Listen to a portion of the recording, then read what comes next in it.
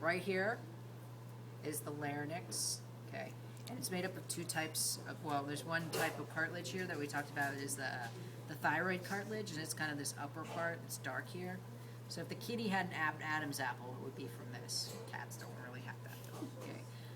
Now down at the bottom, the first ring of the trachea would be right here, and it's actually made of a special kind of cartilage called coracoid cartilage.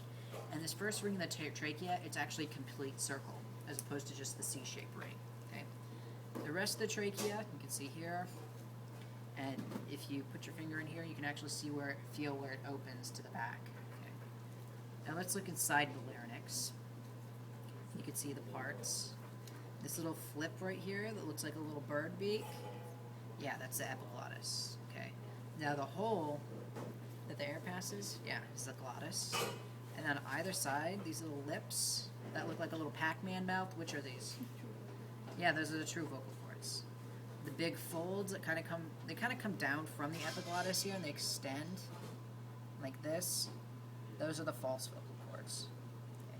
They extend down from the epiglottis. All right, so larynx, trachea. We don't really see the bronchi because they're back behind the heart. We have to take out the heart to show them. Okay, but on either side of the heart, you can see the lungs. Yes, really nice lungs. Okay, and then you can see this stretched across the bottom here.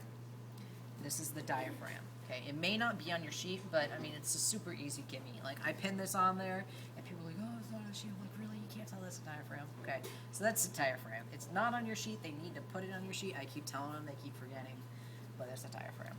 Okay. Now this is a little hard to see, but there's this membrane that just stretches between the heart and the diaphragm, and in that membrane there's a little white string. You can see me just the very tip of my pointers on it right now. That right there is the phrenic nerve. So that's the one that tells the diaphragm to contract. And when it contracts, you breathe in. So right there, it's a little hard. I'm more likely to short answer that because it's really hard to get a pin in there. Because people are like, "Right, this is the diaphragm, or you want the lungs?" So just to avoid confusion, I usually don't pin it, but you never know. Like if you end up having to take the test with somebody else, just let you know, some other TA may pin it. I probably won't. So. Alright, so now I'm going to move on to the cats. That's it for the respiratory. So next, first I'm going to start with the chest muscles, and I've kind of taken some time and sort of separated them out so they're a little easier to see here. Okay, but this first muscle, we're going to go from top to bottom here, and this first stretches from right near kind of his clavicle out across to his shoulders. Okay, this right here is the pectoanabrachialis. So with a lot of these muscles, we have something similar in our bodies. We do not have one of these. This pectoanabrachialis, just think pecto from chest, and brachialis, it goes out to his arm.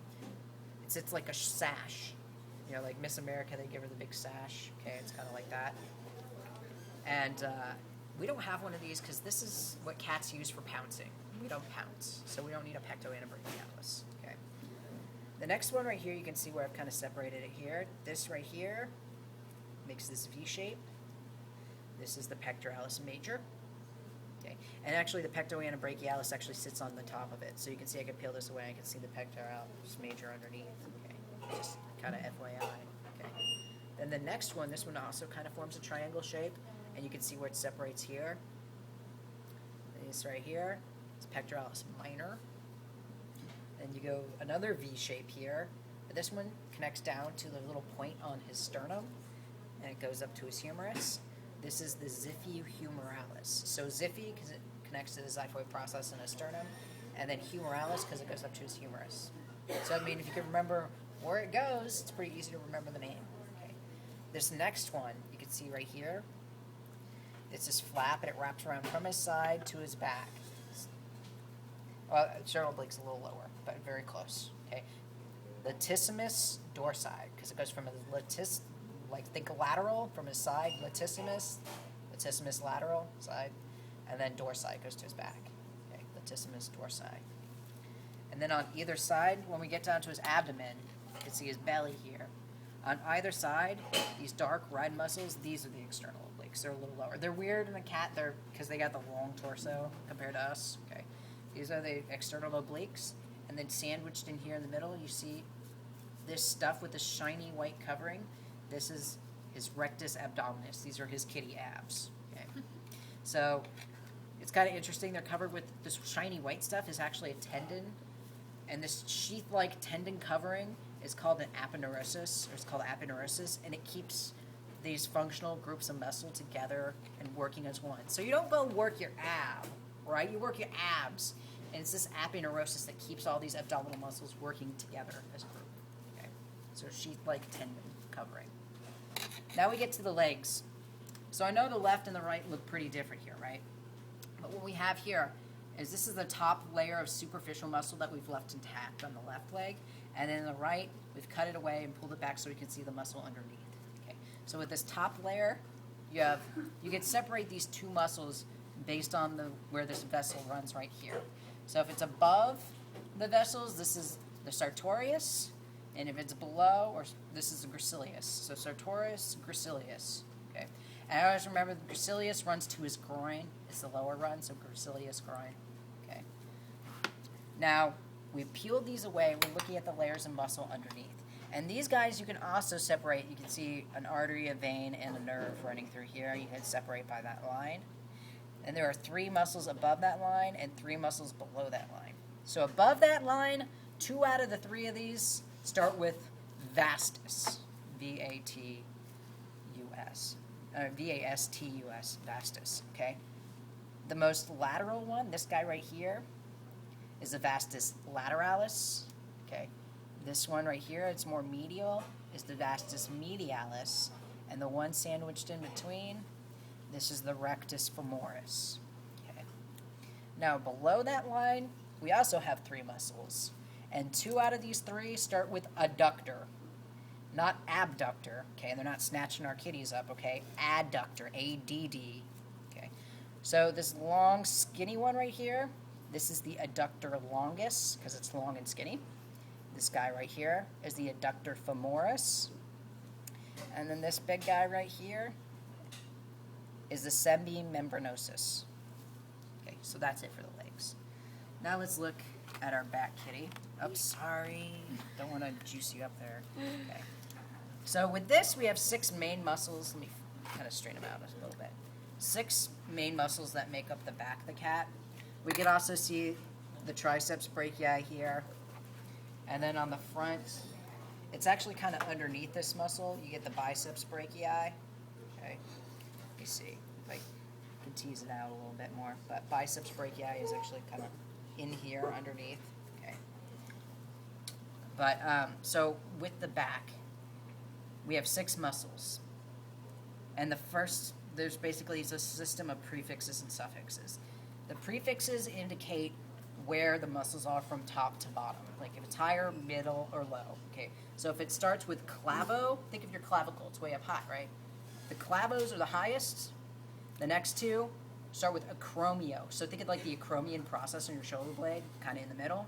And then the lowest, spino, like your spine. Okay. And then they have suffixes. So if it ends in trapezius, it's more medial. If it ends in deltoid, it's more out to the arm. Okay, more lateral. Okay, so let's go through them. So you can see this one kind of coming off the side of his neck here. This one is the clavotrapezius. Okay. And then this one here that makes up the bump on the top of his shoulder is clavodeltoid. So clavotrapezius, clavodeltoid. Okay. So like when you make a big, like the bump on your shoulder, clavodeltoid. Okay. Clavotrapezius, it's one that stretches right here. Okay.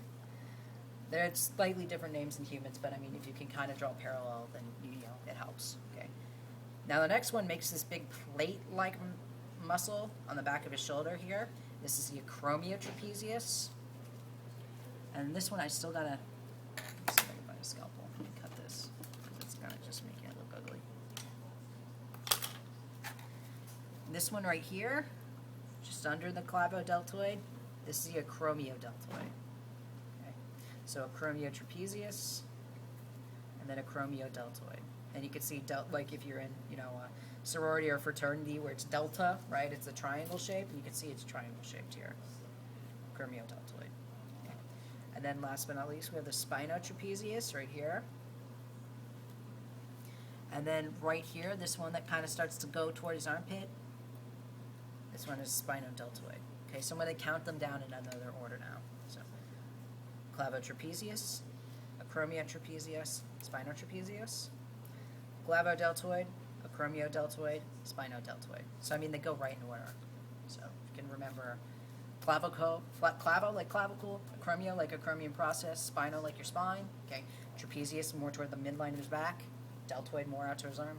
It's pretty easy. Okay, I think that's everything for the counts. Okay. And so you guys